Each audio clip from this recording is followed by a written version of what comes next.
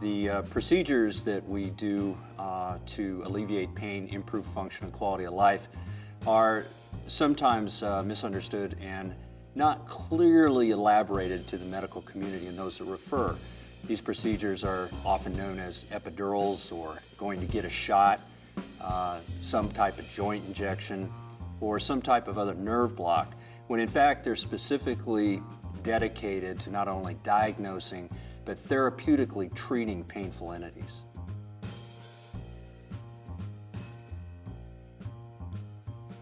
Some of the pain conditions that interventional pain medicine finds reward and success for the patient, and very gratifying for us, are management of debilitating conditions that are mostly spinally related. We are very familiar with low back pain, pain after surgery, post-laminectomy syndrome, and some of the other not so well understood or common complaints of pain, such as vulvodynia or painful pelvic pain. Pains that are somewhat vague and misunderstood, like chronic regional pain syndrome to an extremity after an injury. And headaches. Headaches respond very well. The broad brushstroke that we treat, I think, is not only effective, but helps us minimize escalation of controlled substances and decrease quality of life.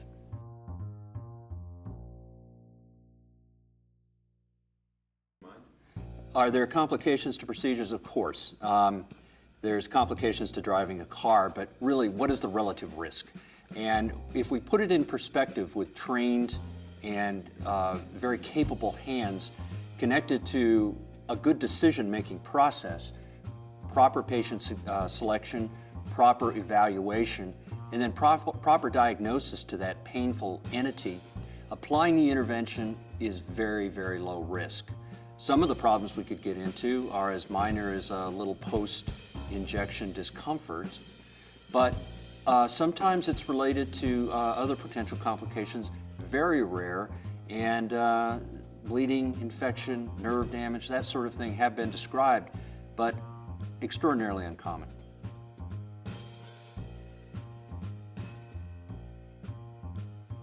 New techniques and very exciting, life-changing procedures in the future are showing us that minimally invasive ways of treating pain, or minimal impact ways of treating not only spine pain, but other ways of dealing with interventional approaches to dealing with chronic conditions, including IV therapy, stem cell technology, and this sort of thing, are going to drive the forefront of cost containment in the future of medicine.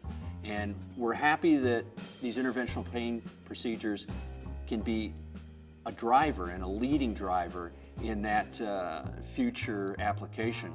We're looking forward to, for example, intradiscal procedures that remove the disc by hydrodistension, or taking parts of a bulging disc out with fluid percutaneously. Very straightforward, in the office, up and out in a matter of hours. Intravenous medications are very promising. We're looking at ketamine. We're looking at some other very promising interventions that aren't just spinally oriented, that don't just use a needle, but use common sense and common applications of some very good medications, very good thought process, and hopefully good outcomes.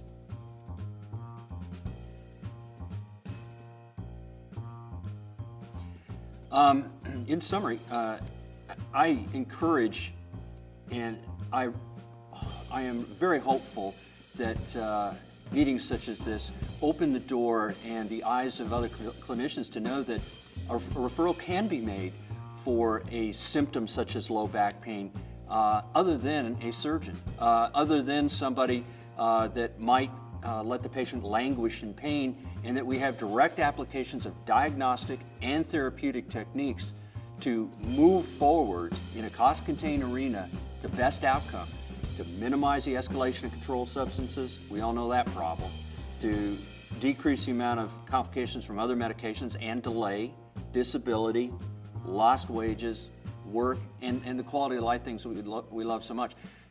That's our goal. That's what we do every day when we get up. And we feel that interventional pain medicine is the future.